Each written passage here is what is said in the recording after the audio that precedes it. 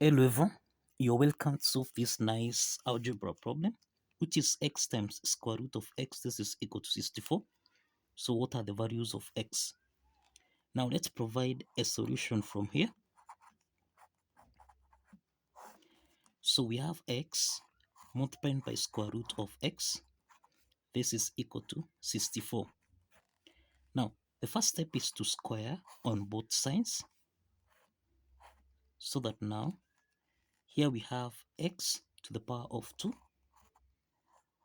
multiplied by, now let's eliminate the square root sign here. So multiplying by x, this is equal to 64 raised to the power of 2. So this is x to the power of 2 times x to the power of 1. And this is in the form of a to the power of n times a to the power of m, which we can express as a to the power of n plus m. Applying this exponent property, then we have x to the power of 2 plus 1. This is equal to 64 raised to the power of 2. So this is x to the power of 3. This is equal to 64, which is 4 to the power of 3, then raised to the power of 2. Now we have that 4 to the power of 3 to the power of 2. This is in the form of a to the power of n raised to the power of m, which we can express as a to the power of m raised to the power of 2. Applying this exponent property, then we have x to the power of 3. This is equal to 4 to the power of 2 raised to the power of 3. So this is x to the power of 3. This is equal to 4 squared, which is equal to 16 raised to the power of 3. Let's take 16 to the power of 3 on the left hand side, so that we have x to the power of 3 minus 16 to the power of 3. This is equal to 0. Now, this is the cubic. This is the difference of two cubes.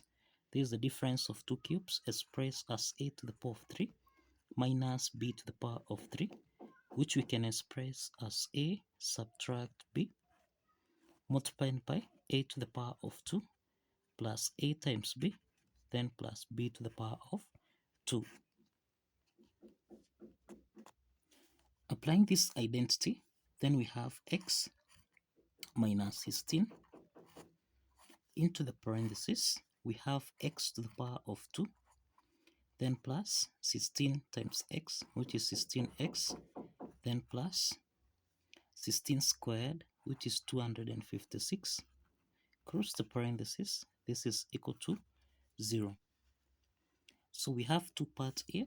We have x minus 16. This is equal to 0. And we have x to the power of 2 plus 16x plus 256. This is equal to 0. From the first part here, we have that x, that is x1, is equal to 16. This is a real solution here.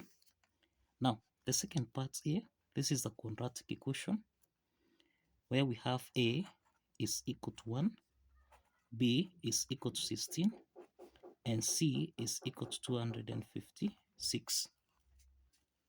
So we can solve for x3, that is x2, x3, by applying the quadratic formula here, which is minus b plus or minus the square root of b squared minus 4ac, everything here divided by 2 times a.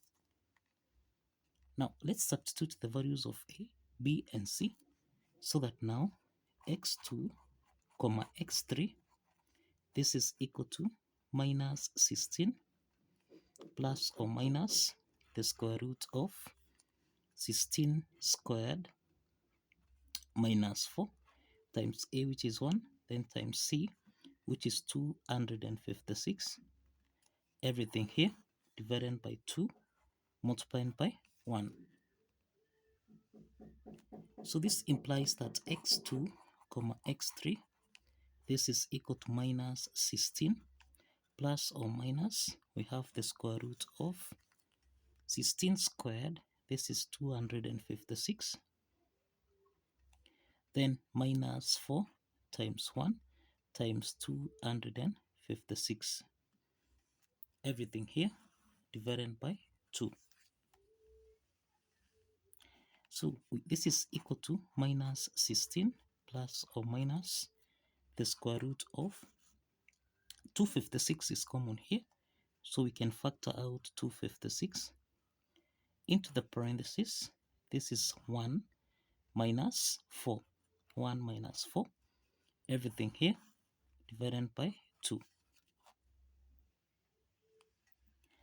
So this is minus 16 plus or minus the square root of 256 multiplied by 1 minus 4. This is minus 3. Everything here divided by 2. Now this implies that x2, x3, this is equal to minus 16 plus or minus, we can express this as the square root of 256 multiplied by square root of 3 multiplied by square root of minus 1, then everything here divided by 2. So we have x2, x3, this is equal to minus 16 plus or minus, now the square root of 256, this is equal to 16 multiplied by the square root of minus 1, this is I, then times square root of 3, everything here divided by 2. So this means that x2, x3, this is equal to minus 16 plus or minus 16I square root of 3, everything here divided by 2. So this means that in the numerator here, we can factor out 2 into the parentheses, minus 16 divided by 2, this is minus 8 plus or minus 16I divided by 2, this is 8I square root of 3, everything here divided by 2. Now let's simplify 2 and 2 here. So this means that x2, x3, this is equal to minus 8 plus or minus 8I square root of 3. So you find that x2 is equal to minus 8 plus 8I square root of 3, and x3 is equal to minus 8 minus 8I square root of 3. So these are two complex solutions. These are two complex solutions. We only have one real solution here, which is x1, and this is equal to 16. This is the only real solution we have. Now, we can check. Let's check if this real solution here satisfies the. Now let's verify that the real solution here, which is 16, satisfies the equation. If you recall, we have that x multiplied by square root of x. This is supposed to give us a value of 64. So we have x, which is 16, times square root of 16. This should give us a value of 64. So this is 16 times square root of 16. This is 4. This is supposed to give us a value of 64. 16 times 4, this is equal to 64. And this is equal to 64. So the left hand side is equal to the right hand side. And this affirms that x1, which is 16, satisfies the equation. So kindly follow the steps.